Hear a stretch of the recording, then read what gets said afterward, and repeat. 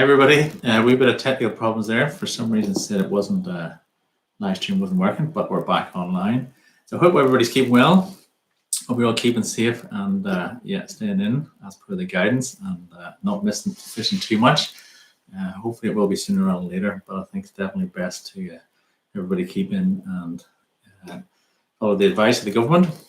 So yeah, hopefully you've enjoyed this week's series on the Bann Special family of flies.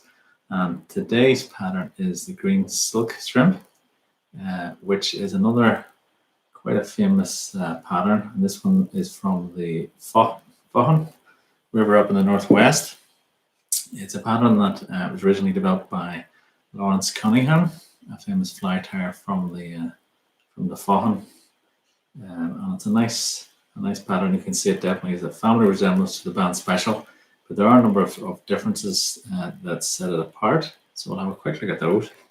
And as I said before, as part of the magazine article, I had done these series of pictures, which really just shows the key things that are a bit different from this particular fly. So you notice maybe the first thing is the body of the fly. It's not seal's fire. So I suppose this is again another example of a good example of another type of Irish shrimp body material. So this is floss. So the rear body's got green floss, and then the front is black. And originally the green would have been Purcell's green, which has a nice sort of silky finish. Hopefully you can see that there. But that was the original that Lawrence would have used back in the day. The one I'm going to use today is Danville's, which is a nice, I just think it gives a wee bit more of a sheen, but that's the one that we'll be using today. And as I say, the front of the fly is black floss, and yeah, again, you'll see that in quite a number of other Irish shrimp flies. And it does give a wee bit of different profile to the fly. The seal's fur, those types of Irish shrimp flies that have the seal's fur, it does create a sort of a bulkier, stronger silhouette or profile in the water, whereas the floss just gives a wee bit of a sort of sleeker, slightly different effect. The other key difference is, you'll see in the middle here, there's two hackles. There's not many Irish shrimp flies with two hackles in the middle. I think the only other one I can think of is the Usk grub, which is a Welsh pattern. It has a white hackle. This one has a yellow and then an orange one on top. So that's basically a very quick rundown of how the green silk shrimp differs from the Bann Special. But as I mentioned yesterday, just to speed things up, what I've done is I've tied the tail of the fly already, and it has a gold oval tag in it as well. So yeah, basically we're going to get started. So I'm using white tan thread again because it's green is a sort of a light-ish type of body. And again, once that would get wet, if you used a black or maybe a red thread, it would show through, which is not really what you want. So the rib in this fly is gold oval. So I'll just cut a length of that. Again, I'm using the same uni as yesterday, but as I say, there's lots of different brands available. So we'll just start tying on the bottom. So it's always good just to tie your materials underneath. Just helps to create a nice neat body. So that's that. And then we're going to get our floss. And you can see this, as I say, this is Danville's. It gives a nice, very silky shine to it. And I think that's where probably the name of the fly came, the green silk, because it has that sort of silky finish. If you do compare it to the traditional has also quite a sheen, but that's actually a woven. The traditional is a woven. Hopefully, I don't know if you can see that, but it's got different strands, whereas the Danville's is flat, and it's just a wee bit easier to wrap. So that's why I would also use it. So we'll get a length of that. So what I'm going to do is I'm going to tie a double run of the floss. So use the lift and lock. So you actually go underneath the bobbin and use the weight of the bobbin to lock it in, and then just pull that up and just secure that in. And you can also just use with your fingers to flatten that floss out. So essentially what we're going to do is we're just going to work our way down towards the tail of the fly. Nice touch and turns. And then we're going to come back up again. And just make sure you've got that nice and neat. So let's work our way up. I'm using a single strand of floss. Sometimes it comes doubled. So if you wanted, maybe you could just do one run if you used a double strand. But that's essentially the body, and hopefully maybe you can see that it is quite a nice shine to that, if that's coming across on the camera. And then just our rib, the gold, nice even turns. 3 is just about right for most of these patterns.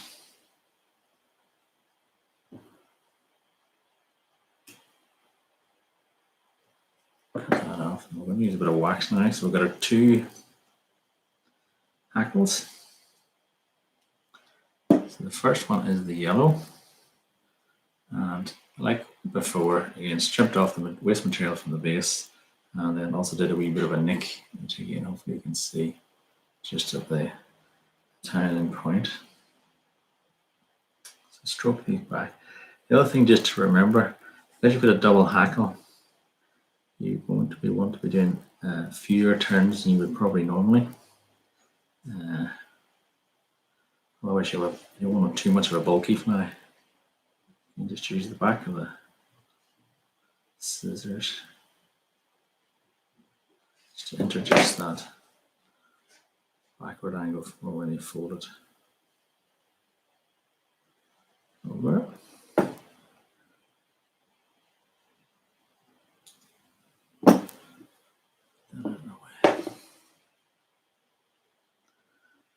As I say, it's a nice pattern. I suppose I've only really used it later on in the seasons. I would always think of it sort of a back end fly. I have caught fish, but I've only ever caught fish, I think, probably in September. Do one more wrap.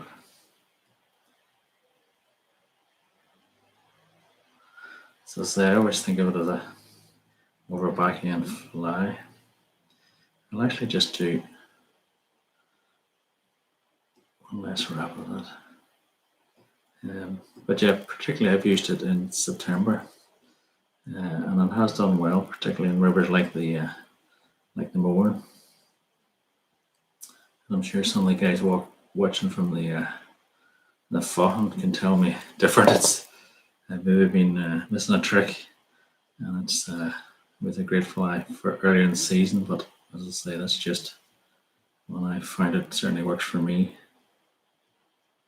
So just like before, we like to stroke those fibers back. And then tidy that up. A bit more wax on it. And then the next hackle is the orange. So again, I pre-prepared that one. Stroke that back. Just tie it in.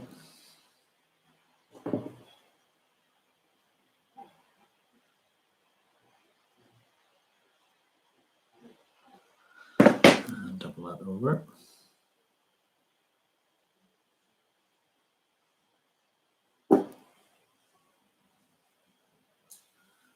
Cut away the tip.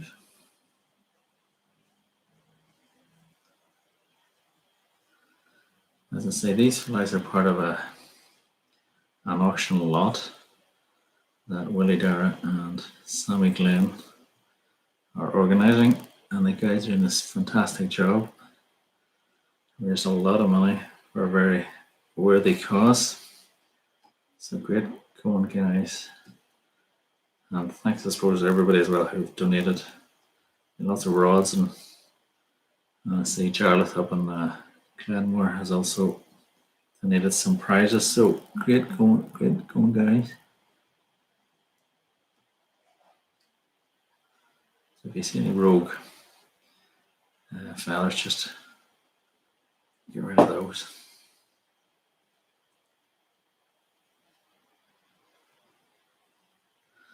Right, so that's our double hackles in. And stroke those back.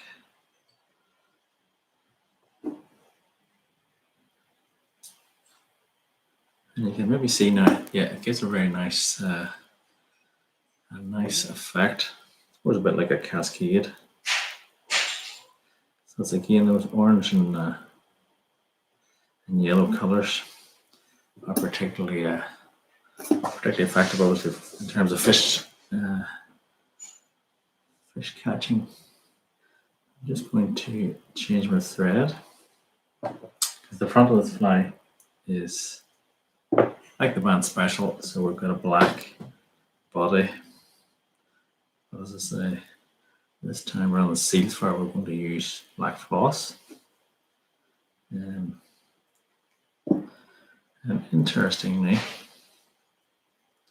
the rib in the fly is oval silver as opposed to the gold, which is sort of interesting. At the back, the rear rib is one color, and then the front is another. But that's just the way the pattern.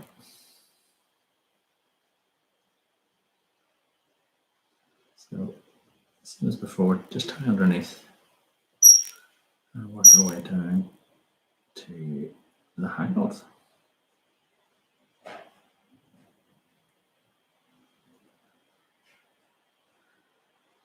And then you might see me, what I'm doing here is spinning the bobbin. Whenever you tie in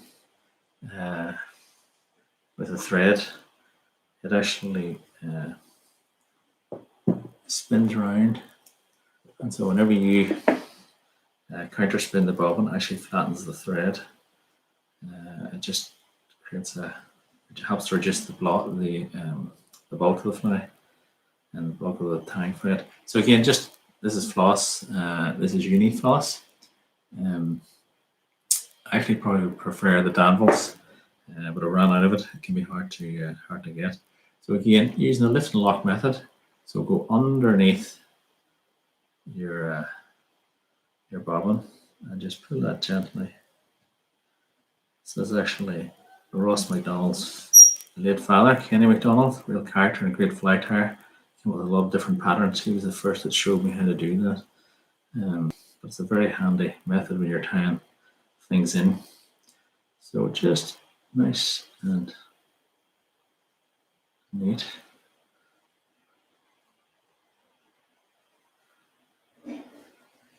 Again, some of the guys who tie classic flies, they would actually and they would use gloves to tie in their floss. Certain Mr. Keeley, I'll get his name right this time, has been known to wear gloves, and there's a good reason for that. With a floss, sometimes it can fray, and if you've any wee nicks in your fingers, it will actually help to fray a bit more. So a couple of turns there. And that's us.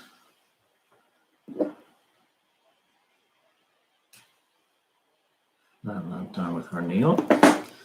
And we're nearly done. Just the jungle cock and then the front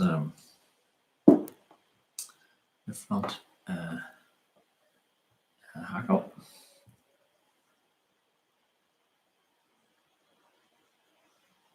Fish crabber jungle cock. And as I say, I would normally tie them in together, just line them up, put them down.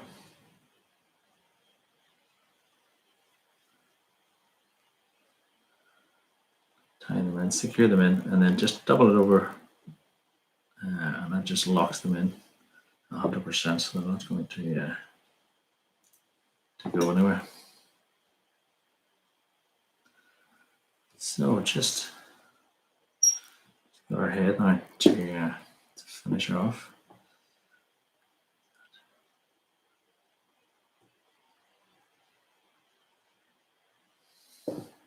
Right, so final hackle is badger down badger. No, Richard or Jockey, he prefers natural badger, but I like the silver badger. So I just think it I like the feather. It gives a nice nice to work with.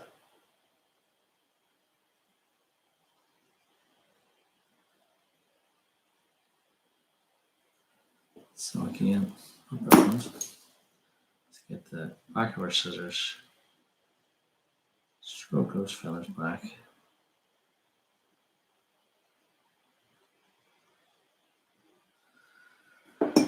So that's nearly finished. Certainly thinking as well what to tie next, and sometimes they say great minds. I was thinking of claret flies, quite a nice range of Irish and I suppose Scottish claret flies. Certainly in Ireland, they're very popular. So after I finish one more tomorrow on the Bann Special series, then I might move on to claret flies and start tying some of those. Again, a certain Mr. Adams is a big fan of claret. We're giving all the secrets away, but I'm sure you won't mind too much. But yeah, some really nice claret patterns that we have over here in Ireland and indeed Scotland, although I think we certainly like our claret patterns over here in Ireland.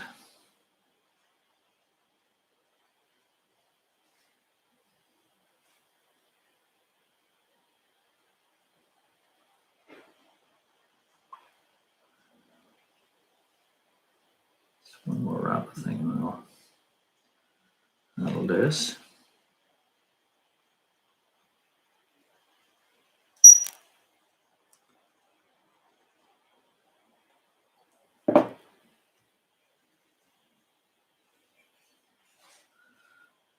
Pretty much the fly. Everybody's enjoyed that, and as I say, if you have any questions, feel free to leave me a comment. Trying to get back.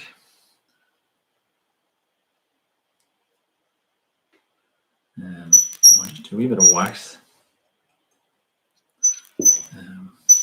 Do a whip finish to finish that off. Got a very squeaky bobbin. It must be this thread, I think.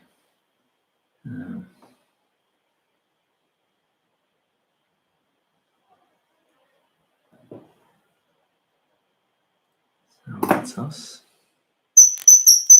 Very squeaky. So yeah, the claret tail pants. Not the claret tail. That's a little pattern. The green silk shrimp from the River Faughan. As I said, we'll be interested to see if the guys that fish this on the Faughan, whether or not it's fished outside of sort of the back end of the season. Just going to put a wee bit of varnish, finish it off.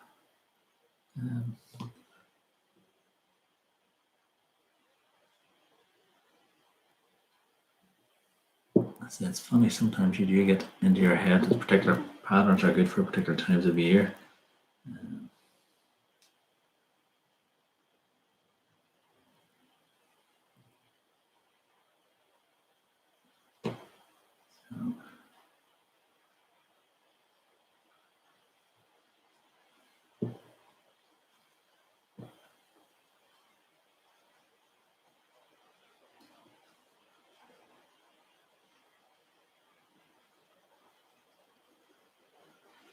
I had my UV torch, but the thing's giving up the ghost. I have to see if I can get a new one from somewhere. But yeah, that's the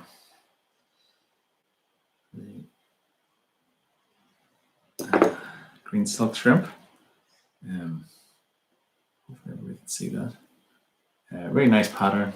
Again, something a wee bit different to have in your fly box, and hopefully you can sort of see the double hackle there in the green.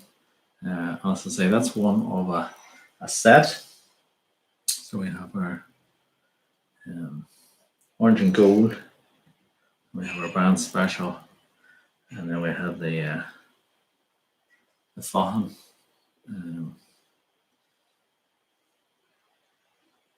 Faughan copper. So that's basically the collection. Just one more tomorrow, and I get those off to Willie. So that's that.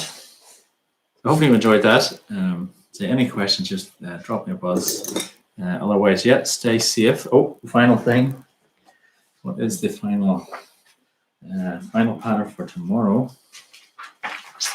Is last but not least, is the Glenties Shrimp. Glenties Shrimp, as you can see there already. The key difference is it's got a wee bit more orange. So that's really sort of the theme of that. And Glenties named after the village in the Ionea in County Donegal. Again, not a great pattern that a lot of people swear by. So there you go. Hopefully you've enjoyed that. And as I say, stay safe. And I'll see you tomorrow.